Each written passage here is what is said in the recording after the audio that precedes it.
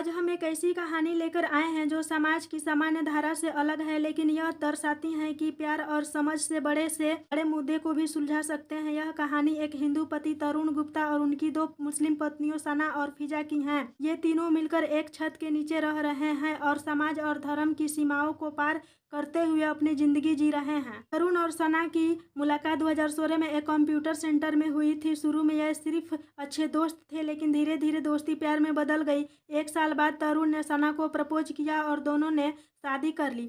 2022 में तरुण ने फिजा से भी शादी की, जो कि एक मुस्लिम लड़की है और उस समय यूपीएससी की तैयारी कर रही थी। यहाँ सबसे अनोखा पहलू यह है कि तरुण हिंदू है जबकि सना और फिजा मुस्लिम है। इसके बावजूद उनके रिश्ते में कभी भी धर्म को आड़े नहीं आने दिया। उनका मानना है कि जब दो लोग एक दूसरे से सच्चा प्यार करते हैं तो धर्म या समाज की सीमाएं मायने नहीं रखती। हालांकि शुरुआत में दोनों परिवारों में कठिनाइयां आई, लेकिन समय के साथ परिवार ने एक दूसरे को स्वीकार किया। तरुण के माता पिता और सना के परिवार ने धीरे धीरे इस रिश्ते को स्वीकार किया और अब सभी अच्छे से मिलजुल करके रह रहे हैं। दोनों परिवारों में एक दूसरे का सम्मान बढ़ा है और दोनों धर्मों के बीच एक आदान प्रदान का सकारात्मक माहौल बन चुका है। दूसरी शादी के बारे में सना ने बताया कि शुरू में उन्हें यह बहुत कठिनाई भरा महसूस हुआ था। दोनों पत्नियों के बीच कुछ समस्याएं भी आई, लेकिन समय के साथ यह रिश्ते मजबूत होते गए। सबसे महत्वपूर्ण बात यह है कि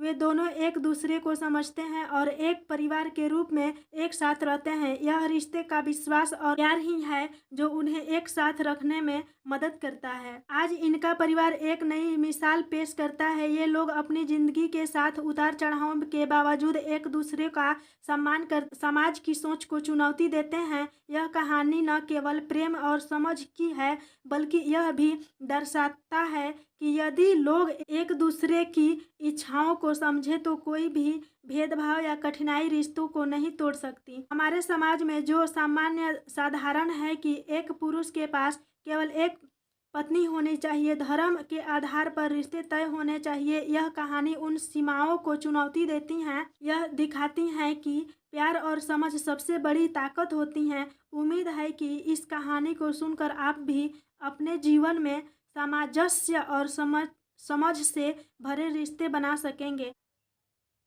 अगर आपको यह कहानी पसंद आई हो तो कृपया वीडियो को लाइक करें, कमेंट करें और हमारे चैनल को सब्सक्राइब करें ताकि हम और भी दिलचस्प कहानियाँ आपके लिए लेकर आएं।